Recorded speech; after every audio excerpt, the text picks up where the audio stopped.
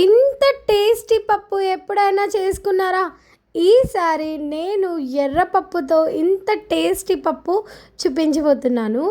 ఏంటి sister ఎర్రపప్పుతో tasty పప్పు అంటున్నారు అని అనుకుంటున్నారా?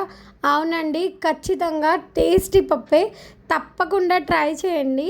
ముందుగా నేను ఒక కడాయిలో కొంచెం ఆయిల్ పోసుకొని ఇక్కడ జీలకర్ర ఇంకా వెల్లుల్లిపాయలు దంచుకొని వేసుకుంటున్నాను. అలానే 2 పచ్చిమిరపకాయలు ఇలా కట్ చేసుకొని, కొంచెం కరివేపాకు, ఇంకా ఒక్క ఉల్లిపాయ ఇలా సన్నగా కట్ చేసి ఇక్కడ వేసేసుకుంటున్నాను మొత్తం అన్నీ.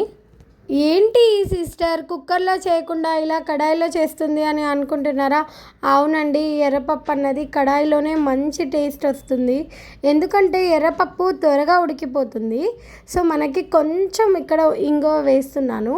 సో మంచిగా కలుపుకోవాలండి. ఆనియన్ అన్నది మంచిగా ఫ్రై అవ్వాలి. అప్పుడే 2 టొమాటోలు ఇలా సన్నగా కట్ చేసుకొని వేసుకుంటున్నాను. టొమాటోలు అన్నది మంచిగా మగ్గాలి.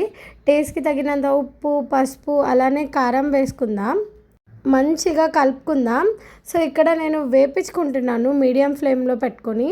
సో నాది టొమాటో అన్నది మొత్తం అంతా మగ్గిపోయిందండి, చూడండి మీరే. 200 గ్రామ్స్ ఎర్రపప్పు తీసుకొని మంచిగా వాష్ చేసుకున్నాను. సో వాష్ చేసుకొని 5 మినిట్స్ నీళ్ళల్లో నానబెట్టుకున్నాను. ఇప్పుడు ఆ మొత్తం అంతా వేసేసుకుంటున్నాను. పప్పు వేసుకున్న తర్వాత ఒక్క 2 మినిట్స్ నేను ఇక్కడ కలుపుకుంటున్నాను మీడియం ఫ్లేమ్లో పెట్టుకొని. కలుపుకున్న తర్వాత మనకి వాటర్ అన్నది పప్పు కన్సిస్టెన్సీని బట్టి మనం వేసుకోవాలి. నార్మల్ వాటర్ వేసుకోవాలి.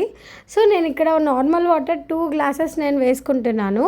ఎందుకంటే మనకి పప్పు అన్నది త్వరగా ఉడికిపోతుంది. సో ఎక్కువ వేసుకోవాల్సిన అవసరం లేదు.